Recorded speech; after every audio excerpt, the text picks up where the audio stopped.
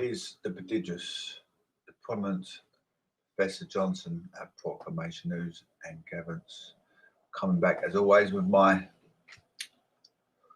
Christianity authoritarian ways. I'll give my 10 commandments of UK road users to support FIREBIRGADE, NHS and police services, and to support the democracy, to think about how they enter the UK roads under zero influence of alcoholism, zero influence of narcotics, zero influence of sleep deprivation. You can be lorry driving, working long hours, then you're going to risk driving back. You need to have a sleep before you head back home from work. Make sure you have plenty of sufficient sleep. Somebody you want to get home to your wife, your kids, anxious to get home to your wife or your kids, or vice versa. Your wife wants to get home to her husband and the kids. You need to make sure you have sleep, because your safety is paramount. If you want to be etiquette within business, you've got to make sure your safety is paramount. Also, plan your destination, make sure you have sufficient sleep. Also, supporting the police, NHS. Give them a courtesy that you've paid all attention to entering the roads. Do not enter a vehicle without a driving licence, vehicle, tax, MOT or insurance. Checking your water coolant tank and engine oil, make sure they're topped up to maximum level. Make sure you and passengers have seatbelts, and babies have seatbelts, adapters adjacent to the car seat. Check your PSI limits. Check for further road instructions, further police instructions. Check for road workers. Check for centre mirror, wing mirror for turning, acting into a safe, sufficient directional choice, just in case of motorcyclists. If you're coming up to a junction, a pedestrian could be crossing as well. If you're going slow enough, just make sure you check your centre mirror and wing mirror before turning, acting as safe, sufficient directional choice. Think safety, think first. Plan your destination. Avoid further road incidents, further road congestion. Put sufficient fuel on board as well. It's important, isn't it? Put sufficient fuel on. It could be a road block, road closed, car incident,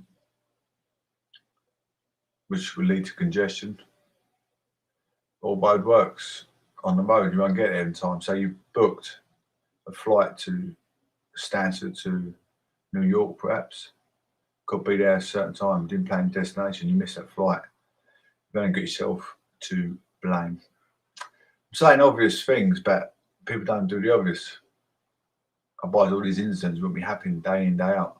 So over 100,000 car incidents a year on the roads due to just little things, little minor things.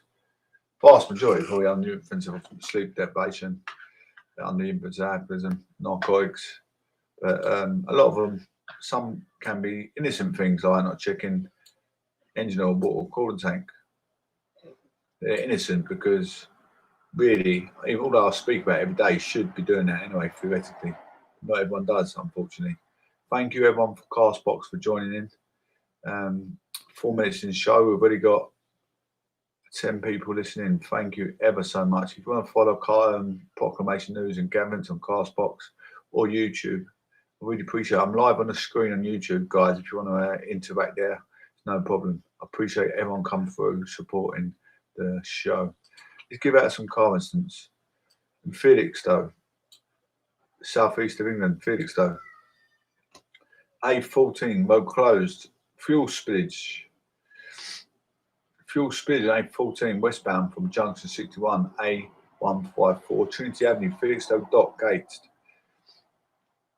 2 to junction 60, Dock Spur roundabout, detour and operation via the A154 through Felixstowe to rejoin the A14 at junction 60. Road closed around 2:20. This is first reported at 1 p.m. St Albans, Greater London. M25, accident, lane closed and exit. Ramp, traffic coping well. The accident is an M25 anti-clockwise at junction 22, A1081, St Albans, London Colony. Traffic is coping well. Lane 2 of 2 is closed. Ported today at 2:05, just over an hour ago. West of London, near Slough. M25, slow traffic on clockwise from junction 13, A30, Staines bypass to junction 15, M4, junction 4B. Ported at 20:12. East London in Ilford, slow traffic congestion. Slow traffic on A13, Whipple Road, eastbound from A117, Beckton flyover to A1153, Lodge Avenue. Lodge Avenue junction, congestion to Ilford flyover via the North Circular. As a first reported at 1:15 a.m. Just get a pen ready. Get a pen ready. I'll get something that will make your family or your business safety, which is paramount. So make sure you get a pen ready. Very etiquette and pragmatic work carried out. All work are covered, including essential, state and mod provided. All work done according to insurance requirement. It's a friend of mine's company. He's carried out etiquette works in Harry Kane's stepmother's house in Hertfordshire, Potter's Bar. He's carried out etiquette works in Essex, such as Casbah restaurant and many more bigger business. His name is Terry Khan, so get a pen ready. Installation and maintenance of intrude alarms, fire alarms, CCTV, all work guaranteed and certified to SSARB standards. 24-hour call-out service. Can provide CCTV for pubs, clubs, restaurants, or new business setups. Secure your business. Mention Professor Johnson for an extra discount. Secure your home, secure your business. Your priorities, your safety and priorities in your business are paramount. So think safety, think first. Secure your equity. Mention Professor Johnson, don't forget, for an extra discount. The phone number as follows: 07908 216 142. 07908 216 142. Asked to speak to Sarah Khan. Ladies and gents, if you want to change your aspirations, your life chances, your life goals, you're not happy with your health and your lifestyle, check out relaxuk.com. Relax UK Limited, health, travel and wellness products since 1997. UK relaxation shops selling various ranges of products from relaxation, travel, wellbeing, biofeedback, sleeping and natural products. UK relaxation shops selling various range of products from relaxation, travel, wellbeing and biofeedback, sleeping and natural products. Relax-uk.com. There you have it, ladies and gents. I hope you are taking some of this tuition on board. Hope you can better your life chances, your life goals, your life aspirations. Absolutely. You want to get some cognitive skills, then take up observing and preserving within the show. If you need to better your lifestyle, take notes. Anyway, we're looking at what's going on in Afghanistan still. The UK must talk to Taliban over evacuations, says Raib. UK Foreign Secretary Dominic Raab, we need to adjust a new reality in Afghanistan. The UK will need to directly engage with the Taliban on priorities such as adding potential evacuees to leave Afghanistan, Dominic Raab has said.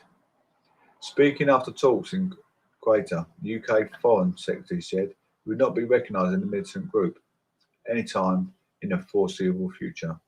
But he said cooperation on border crossing was an important first test in relationship with the West. And he added, the UK must not adjust to the new reality after its rapid takeover. At a press conference in Doha, Mr. Raab said Quetta would be an influential player, an expert and moderating influence on the Taliban government. The Gulf state has hosted the Taliban political office for 8 years and is in talks with the group over reopening Kabul airport. After talks with Mr. Raab, Kuwait's Foreign Minister Sheikh Mohammed bin Abdulrahman Al Thani said there was not yet a clear indication on when this could happen. But he added, we are working very hard and remain hopeful that we'll be able to operate it as soon as possible. Hopefully in the next few days, we will hear some good news, he added. At the start of the tour of the region, Mr. Reeve held talks with Sheikh Mohammed along with Emir of Qatar. British officials have been meeting senior Taliban leaders in Doha, and they will brief the Foreign Secretary on the outcome of those talks. The Foreign Office said the British embassy to Afghanistan, which moved out of Kabul last week, was now up and running in Doha. After the meetings, Mr. Reeve told reporters, "Will not be recognising the Taliban, but we do see the need to be able to have direct engagement. Otherwise, we can't provide messages, we can't listen to response." There's some early tests for the Taliban. One was their approach to the airport during the evacuation. Now we're in a different space. What I don't quite get there, I mean, they're sticking ministers over there and there's a massive war going on. Would they actually risk their lives and go over there? It makes me wonder if this war or whatever's going on over there is something to take our mind off COVID. Really don't know. I don't know what your thoughts are. I know we see loads of people coming over here for whatever reason. But is it as bad as what they make out to be over there? I don't know. We see a lot on TV, we see a lot on news, but we're also seeing a lot of films, a lot of acting. So what we see on the news, is it realistic? I don't know. I don't know what I know. Is it conspiracy theory? We're all taking it in to take our mind off of COVID. I really don't know what make it all. Can we see safe passage provided out of Afghanistan? That will be quite an important first test. We need to be able to discuss that or engage on that. He added the group's cooperation would also be required to ensure a permissive climate for aid workers working in the country. But he said the government would judge the Taliban on its actions, not words. Mr. Reeve's trip to Quetta comes hours after he was grilled by MPs on a common Foreign Affairs Committee about the UK's withdrawal from Afghanistan. The Foreign Secretary defended his handling of the crisis, saying the UK was caught out by the speed of the fall of Kabul to the Taliban, with intelligence at the time suggesting it would hold out until the end of the year. A leaked document by the committee's chairman, Conservative MP Tom Tugendhat, said a Foreign Office risk report from 22nd of July predicted a very real danger of cities collapsing after US forces withdrew. The document was leaked to Mr. Tugendhat and has been seen by the BBC Two Newsnight, warning the stalling of peace talks with the US withdrawal was leading to rapid Taliban advances. It said this could lead to fall of crisis cities, collapsing of security forces, Taliban return to power, mass displacement and significant humanitarian need. The embassy may need to close it if security deteriorates. But the document does lend some credence to the Foreign Secretary's claim that he had not been warned of an imminent collapse of Kabul. He talked of the UK working with the allies to ensure continued support for Afghan and security forces over the next 3 to 6 months on supporting the peace process. The Foreign Office said it was a standard monthly report that did not contain intelligence assessments. Its statement added the July document makes clear that our central planning assumption at the time was that the peace process in Afghanistan would run up to a further 6 months. In an interview The Spectator published on Wednesday, Defence Secretary Ben Wallace has said he argued as early as July that the previous Afghan government would fall. It was a bit of a shock when regional city Herat fell, he told the magazine. Some of these big places had historically been resistant to the Taliban. When they fell literally out of a fight, I think the game was up. I remember back in July arguing whatever we think, the game is up and we have to do what we can to accelerate whatever we're doing. And he said there is time that it wasn't the failure of intelligence that was the pertinent, but limits of intelligence. When the Soviet Union crumbled, when Libya collapsed, when the actual moment came in Afghanistan, intelligence hadn't failed. It was just limited, as it always is at the very end. Even though he might not have intended to, the Defence Secretary's assertion that he foresaw the fall of Kabul. 2 seconds. Oh no, I was right. I'm right. It's not intelligent. It's not important even. It will be seen by summer lights revenge by the Ministry of Defence after the Foreign Secretary blamed military intelligence for understanding the advance of Taliban and a military risk assessment for forcing British diplomats to be relocated from Afghanistan to Dubai at the height of the crisis. Ministers deny they are engaged in a Whitehall blame game, but it certainly looks like one. And the chair of the Foreign Affairs Select Committee, Tom Tuggadat, says he's never had so many moles coming forward with information which suggests there's a lot of tension behind the scenes.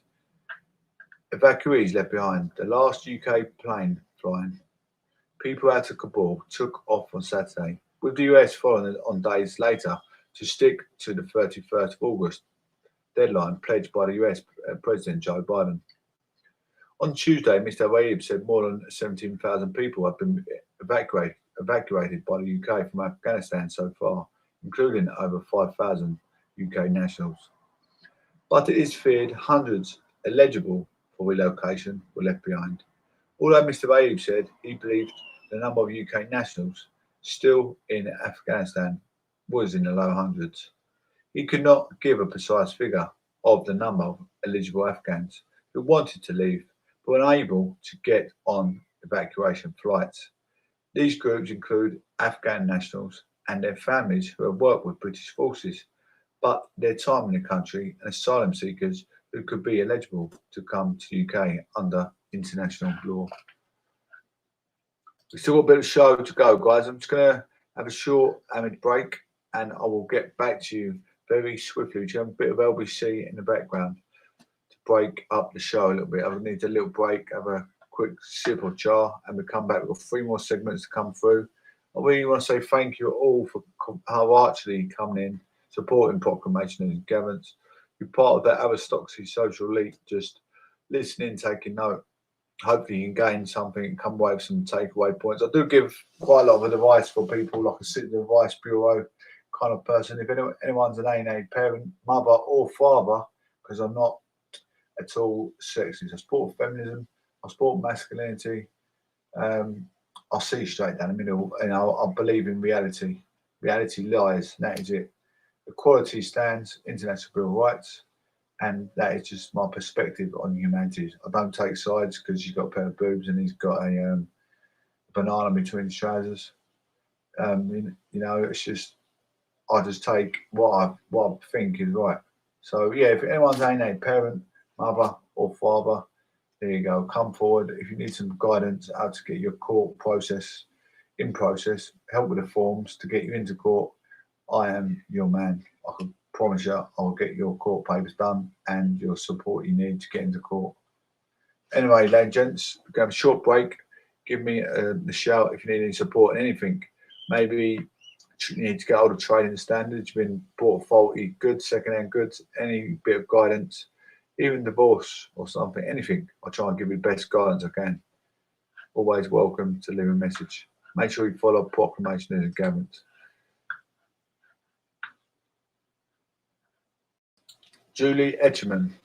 Julie Etcherman is on LBC. We'll listen to her for a minute.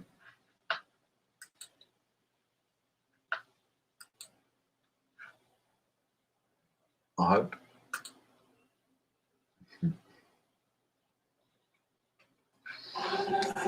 Get ready for an all-new, unmissable September lineup, streaming exclusively on Disney+.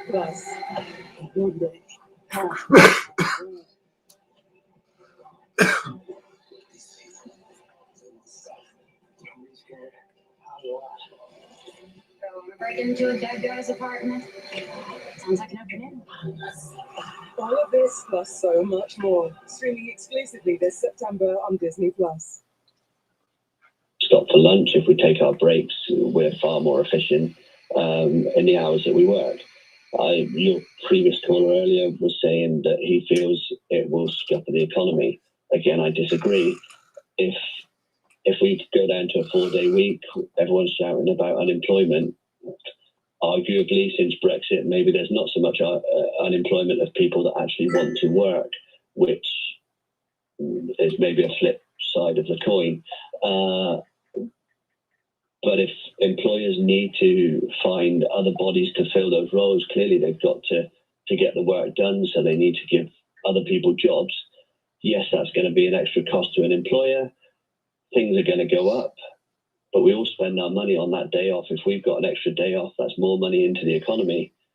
And yes, I agree, everything is going up, but surely that's good for the economy, not a negative for the economy. It's interesting. I suppose the other point as well that one of our interviewees pointed to at the top of the hour was that talking about this at this point, just when employers are trying to work out how to get things back up and running in the wake of what we've all endured in the last 18 months, it's a bigger deal than it would have been otherwise. You got some sympathy with that?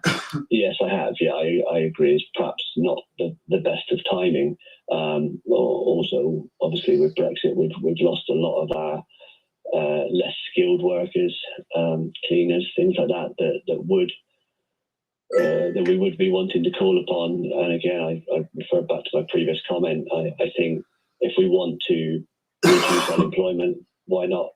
Let's everybody do 1 day less and have an extra member of staff. I'm an employer, I'd be all for that. But things have to go up. Okay, Colin, great to hear from you. Thank you very much for calling us. You're listening to Julie Etchingham on LBC. The time is now 4:45. Coming up at 4 on LBC, Eddie Mayer. Organised religions criticised again by the independent inquiry into child sex abuse. At 4, can you tell me why children are still being failed by people they worship? Eddie Mayer on LBC. Right now at Nissan, there's never been a better time to live richer. Get 0% APR on the Nissan Micra, Leaf and Duke. Plus, an additional £750 deposit contribution when you book a test drive with your local dealer. So what's stopping you? Want to enjoy the views?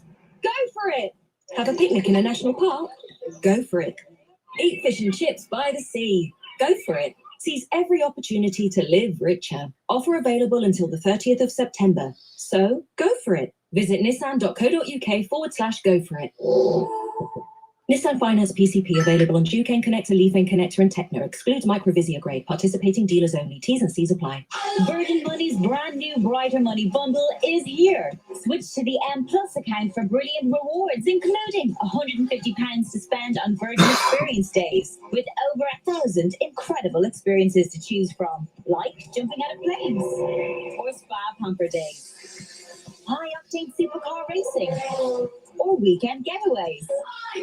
Search Brighter Money bundle from Virgin Money. UK 18 plus. Terms and exclusions apply. May be withdrawn. Apply online. Switch with 2 direct debits using the current account switch service. Log into app and pay £1,000 into linked savings within 45 days. For interest rate details and full terms, head to virginmoney.com/bundles. I'm sorry. You have progressive memory loss. When you hear these words, the outlook is bleak. But at Recognition Health, the brain and mind experts, we're working to change that. Volunteer for our clinical studies to receive free access to a new generation medication, as well as comprehensive medical screening. With your help, we can change the future of MCI and Alzheimer's disease. You have progressive memory loss. But here's what we can do. Go to brainandmindexperts.com. Let's face it, after the year we've had, many of us are carrying a few extra lockdown pounds. All that comfort eating and little treating has made a mark. And those extra pounds can put strain on our bodies. Now's the time to turn things around. Let's shop smarter, eat better, and move more. Getting started is easier than you think. Mate, it's advert. For free tips and tools to lose weight, search.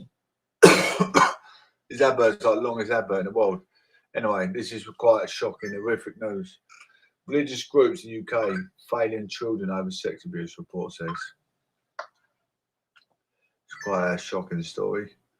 There are shocking failings at blatant hypocrisy in the way major UK religious groups handle child sex abuse allegations, inquiries found. The Independent Inquiry into Child Sexual Abuse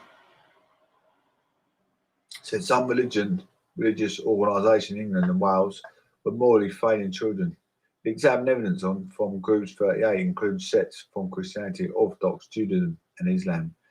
Leaders discouraged reporting abuse to protect reputations, that report found. It said the religious leaders also blamed victims for their abuse and relied on religious dogma when responding to allegations.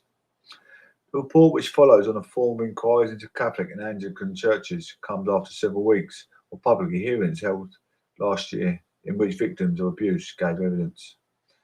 It covers a series of religious groups including Jehovah's Witnesses, Baptists, Methodists, Islam, Judaism, Sikhism, Hinduism, Buddhism, and non-conformist Christian demonstrations. The report said that many religious sects were putting children at risk by victim blaming, not openly discussing matters of sexuality, abuse of power by religious leaders, men dominating leadership, mistrust of non-religious agencies, misusing the concept of forgiveness. The inquiry found that in some communities, the relationship between ideas of sexual purity and social familiar standard are likely to make abuse markedly harder to report.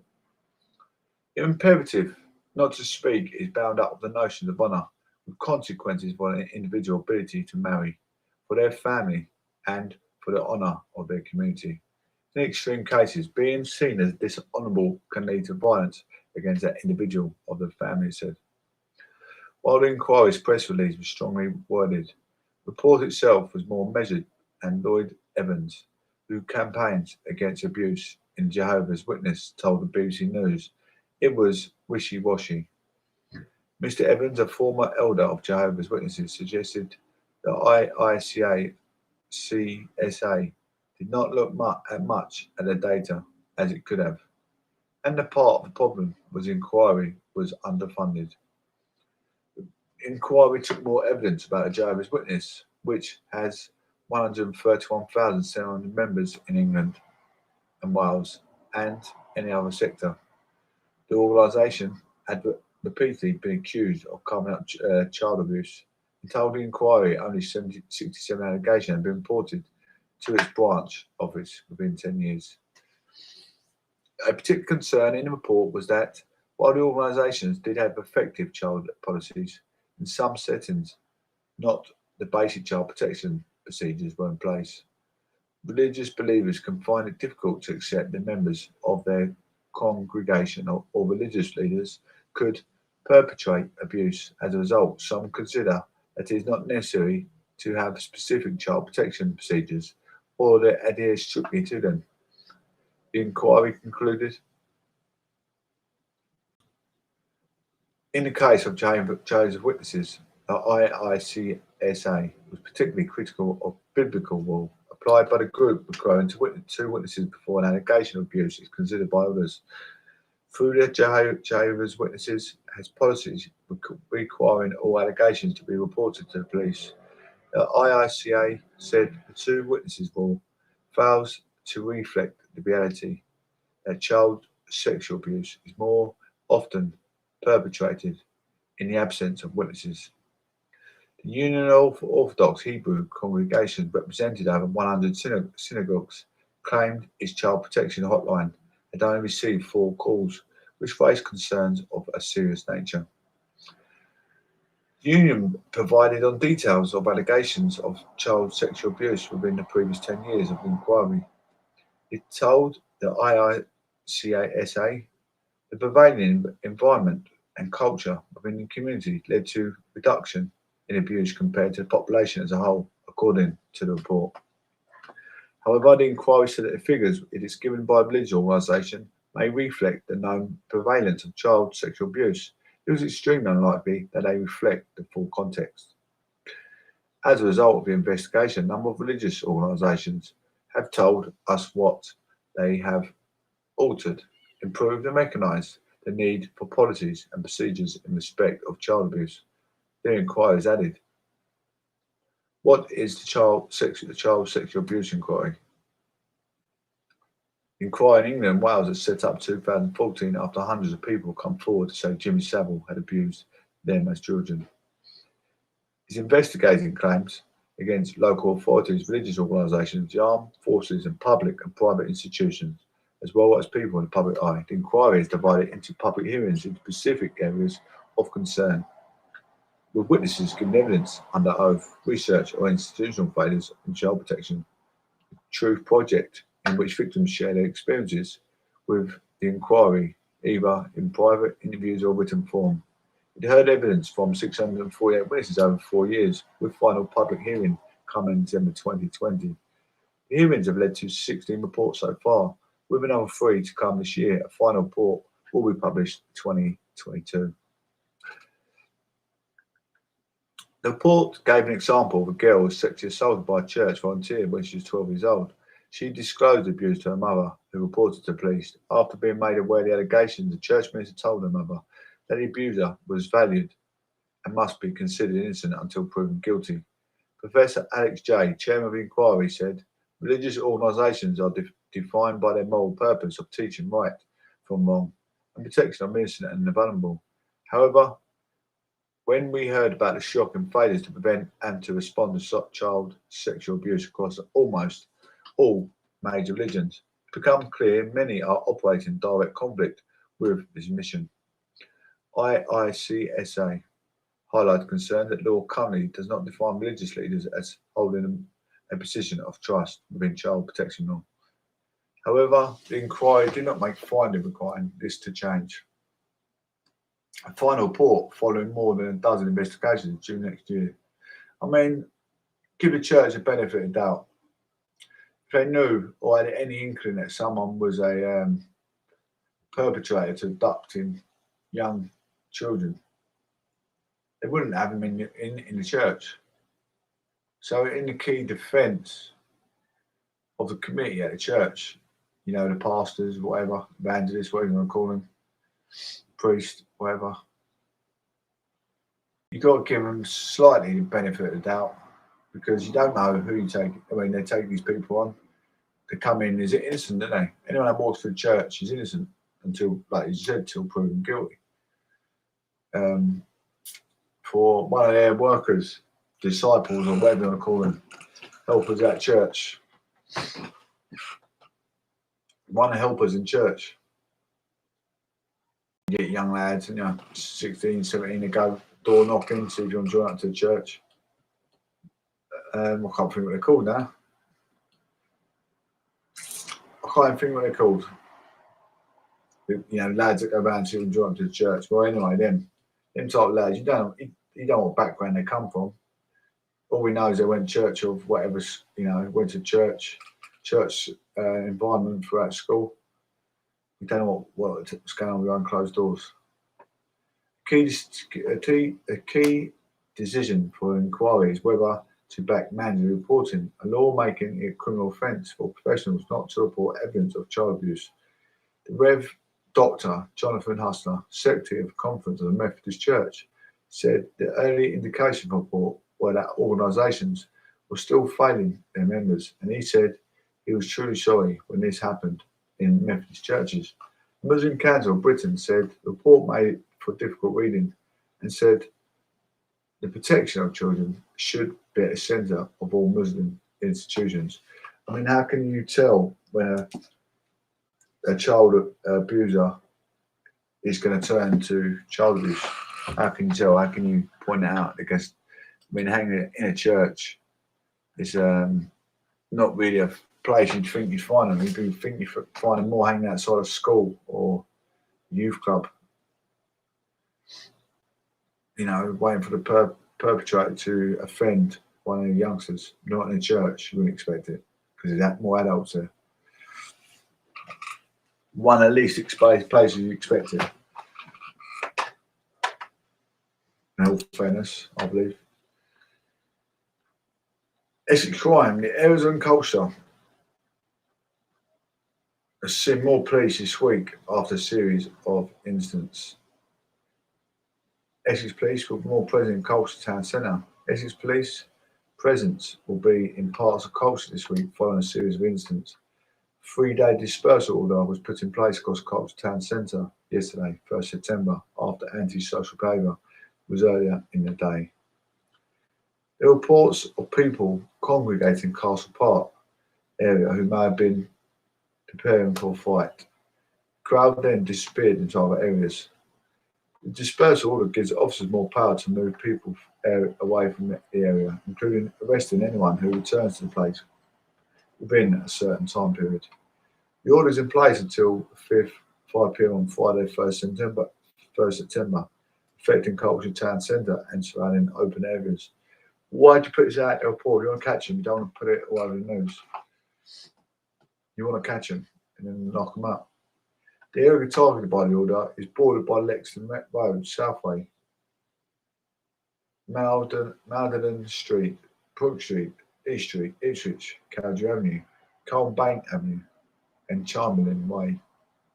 Inspector Chris Coyle said, "These orders are here to keep everyone safe and to ensure that the local community can continue their daily lives without fear of antisocial behaviour disorder." He added, "We're here to keep you safe, so don't be alarmed if you see larger police presence in the next few days." It's quite sad behaviour, if you ask me. I mean, I was fully respect the police, but if they want to catch criminals, why would you give them indication that you're going there? I'll see it on Facebook, but I don't think it's a way to go forward. I know writing things the police might warn their parents to not let your children go to the fight, but surely you want to catch the juveniles. I don't know. What's your perspective on that? I don't know. I don't best. I'm not going to write them off because they work hard day in, day out, but would you warn someone that you're coming? It's to me, that just shows, well, if you can stop the fight happening for these 3 days, they can go back 3 days later. That's how I see that. I don't know. Essex crime, Haybridge Co-op, store robbed by axe welding man with bags under his eyes. Wearing a balaclava, the man reportedly forced a door open, which struck a woman. Essex police were called to Wood Road, Haybridge, around 9:41 last night, September 1st, with reports of a man that entered the premises with balaclava and armed with an axe. An axe welding robber injured a woman in Essex Co-op as he forced his way to steal from the store. Essex police were called to Wood Road, Haybridge, around 9:14 p.m. last night, with reports a man had entered the premises with balaclava and armed with an axe. The folk reportedly forced the door open and struck a woman, causing a minor cut. He shortly left the shop, sometime left with an unconfirmed quantity of cash. He's been an ambulance service attended the incident and treated 2 people who were seen for a cut and shot. Essex police are now appealing for information which may help the investigation. If you know anything or who the person may be, please give a description to Essex police. The man has been described as white, age approximately 55 years old, bags under his eyes. A spokesperson for the police said anyone with information or may have driving in the area and dash cam footage is asked to call them on 101. Or you can quote the reference 482/18587//21. Better still, to make it a bit more simple, or you can call Crime Stoppers 0800 555 111. Better still, to say you see the man outside Co-op with the bag under his eyes and a balaclava. Make it a bit more simple. Break it down. Call the police. Say, this is what it looks like. Anyway, ladies and gents, I am off. I just want to say take care, God bless, and speak soon. Hello. Yeah, hiya.